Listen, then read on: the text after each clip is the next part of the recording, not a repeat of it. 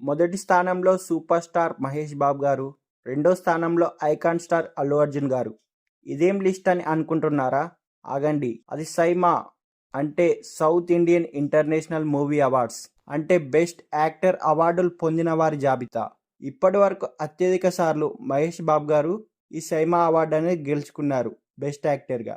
మొత్తంగా ఆయన 4 సార్లు, మన ఐకాన్ స్టార్ 3 సార్లు ఈ సైమా అవార్డు అనేది గెలుచుకున్నారు. 2012 నుంచి ఈ సైమా అవార్డ్స్ అనేది ఇవ్వడం జరుగుతుంది. అయితే 2011 నుంచి ఈ 25 వరకు ఎవరు బెస్ట్ యాక్టర్ అవార్డ్ తెలుగు ఇండస్ట్రీలో అందుకున్నారో ఇప్పుడు చూద్దాం రండి.